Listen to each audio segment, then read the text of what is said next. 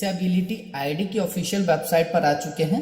यहाँ से आप जो है डिसेबिलिटी के लिए अप्लाई कर सकते हैं, डिसेबिलिटी सर्टिफिकेट आप अप्लाई कर सकते हैं, यूडीआईडी कार्ड आप बना सकते हैं जो जरूरी है।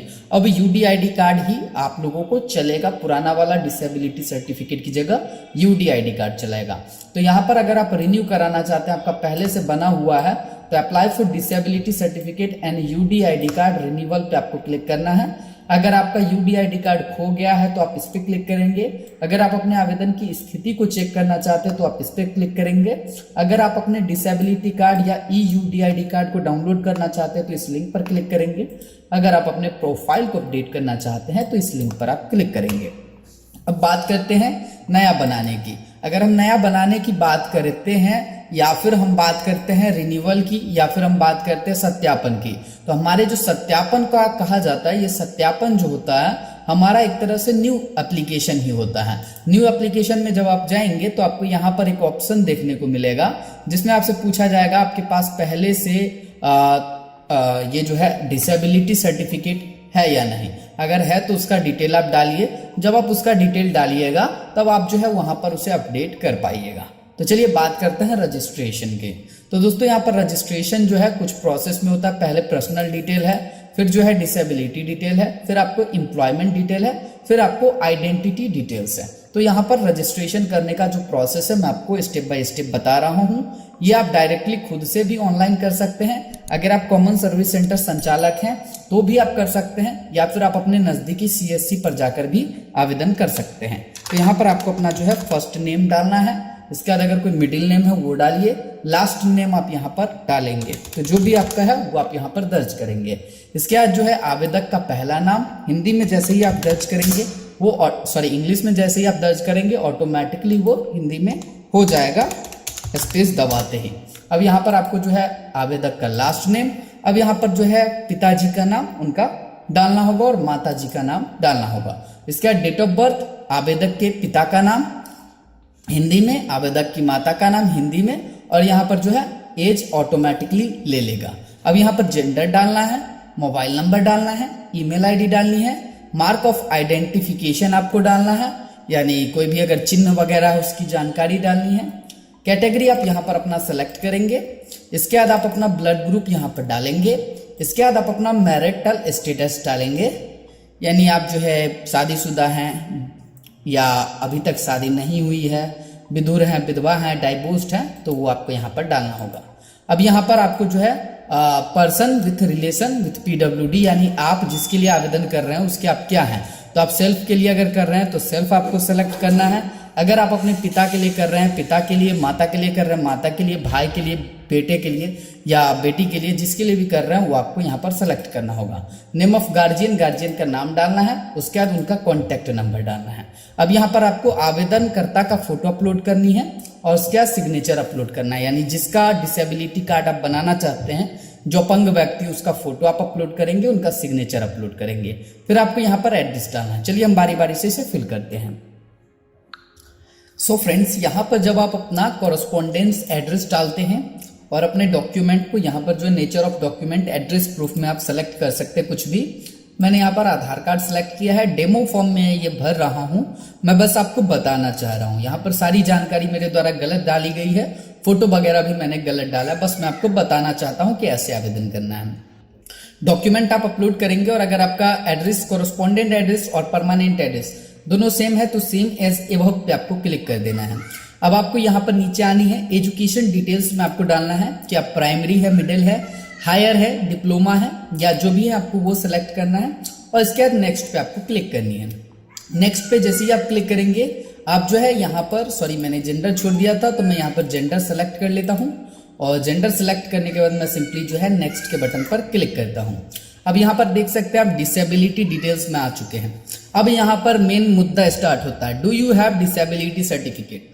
तो एज पर गाइडलाइन अगर आपके पास ऑफलाइन वाला बना हुआ है और आप उसे अपडेट करना चाहते हैं तो यहाँ पर आपको यस सेलेक्ट करना होगा और डिसेबिलिटी सर्टिफिकेट को यहाँ पर ब्राउज करेंगे आप और उसे अपलोड कर देंगे। ठीक है, अपलोड करने के बाद आप जो है डिसेबिलिटी सर्टिफिकेट का नंबर या रजिस्ट्रेशन नंबर डालेंगे, कब वो इशू हुआ था उसकी जानकारी डालेंगे, और किस अथॉरिटी के द्वारा उसे इशू किया गया था। तो मेडिकल अथॉरिटी के द्वारा या फिर चीफ मेडिकल ऑफिस के द्वारा। तो जिस भी अथॉरिटी के द्वारा उसे डाला गया था वो आप यहाँ पर सेलेक्ट करेंगे। अगर आप first time directly UDID card बनाने के लिए अप्लाई कर रहे हैं तो आप यहाँ पर नो रखेंगे, ठीक है।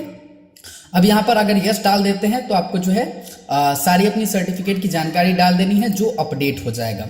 अब आपको जो है डिसेबिलिटी टाइप में डालना है, सॉरी किस चीज से आप अपंग है या किस चीज की बीमारी आप में है। तो एसिड अटैक विक्टिम है या ब्लाइंडनेस है, जो भी आपके पास है वो आप डालेंगे। अब ब्लाइंडनेस सिंस कब से है, और अगर बर्थ से है यानी जन्म से है तो आप इस पे टिक करेंगे।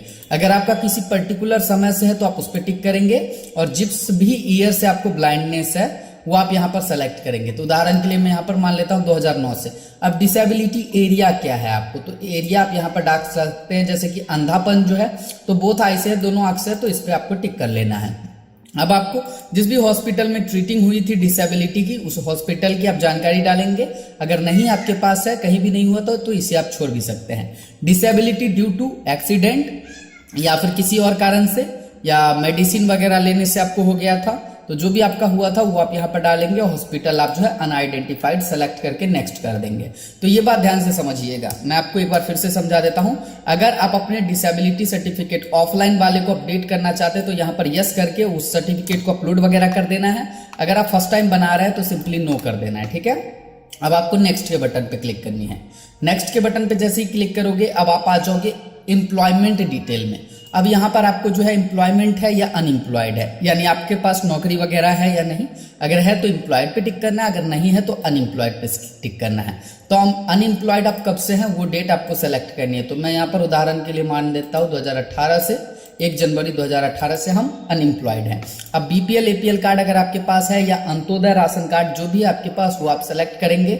अगर नहीं है तो NA पर सेलेक्ट करेंगे। अब आपकी जो इनकम कितनी है, पर्सनल इनकम, तो 1 लाख से नीचे है या 10,000 से नीचे है या 10,000 से 1 लाख के बीच है, वो आप सेलेक्ट करेंगे और नेक्स्ट के बटन पे क्लिक करेंगे। अब यहाँ पर जो है आइडेंटिटी प्रूफ में आप कुछ भी सेलेक्ट कर सकते हैं। तो मैं यहाँ पर आधार कार्ड सेलेक्ट करता हूँ और आइडेंटिटी प्रूफ जो है आप यहाँ पर क्लिक कर सकते हैं। Identity proof same proof as correspondent address. अगर आपका जो एड्रेस का प्रूफ आपने आधार कार्ड डाला था और आइडेंटिटी प्रूफ अगर आपने सेलेक्ट किया है तो इस पर आप टिक कर सकते हैं। मैं सिंपली इसे टिक कर देता हूँ। अब 3 ये नंबर अगर आप डालना चाहते हैं, NPR नंबर है तो डालिए, आधार नंबर जरूरी नहीं है। आप यहाँ पर एग्री करेंगे और ये जो कैप्चा कोड है वो आपको यहाँ पर दर्ज कर देना होगा। तो मैं बस ये जो है डेमो फॉर्म भर रहा हूँ, मैंने पूरी जानकारी गलत डाली है और प्रूफ के जगह पर कोई सा भी इमेज मैंने अपलोड कर दिया है। अब आपको सिंपली प्रोसीड के बटन पर क्लिक करना है। प्रोसीड के बटन पर क्लिक करने से पहले आपको जो है आधार नंबर यहाँ पर डालना होगा। तो चलिए हम आधार नंबर कोई भी डाल देते हैं, देखते हैं ये लेता है कि नहीं। और प्रोसीड के बटन पर हम क्लिक करते हैं। अब यहाँ पर देख सकते हैं ये एप्लीकेशन हमारा हो चुका है। देखिए जैसे कि मदर नेम में मैंने डेमो डाल दिया, आपको सही डालना है, ठीक है। सारी जानकारी आपको यहाँ पर देख लेनी है। अब यहाँ पर मेन ऑप्शन आता है। अगर आप CSC संचालक हैं तो लॉगिन विद डिजिटल सेवा कर सकते हैं। अगर आप नॉर्मल यूजर है तो कन्फर्म एप्लीकेशन पे क्लिक कर सकते हैं।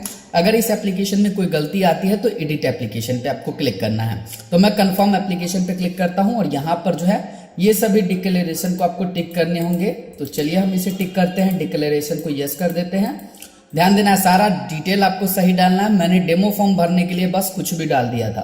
अब आपको यस कर देना है। यस करेंगे आपका जो एप्लीकेशन हो जाएगा। अब यहाँ पर आपको ये जो एप्लीकेशन नंबर मिला है इसे आप कॉपी करके रख लीजिए। इसका आप एक स्क्रीनशॉट ले लीजिए। तो यहाँ पर मैं इसका एक स्क्रीनशॉट ले लेता हूँ ताकि मेरे पास जो है जानकारी रहे। अब यहाँ पर जो है डाउनलोड एप्लीकेशन के बटन पर क्लिक करिए और इसको जो है आप डाउनलोड कर लीजिए, क्योंकि इसमें जो एप्लीकेशन नंबर वगैरह रहेगा। तो ये हमारा डाउनलोड हो गया। इसको भी मैं जो है डाउनलोड रिसिप्ट जो है उसको डाउनलोड कर लेता हूँ।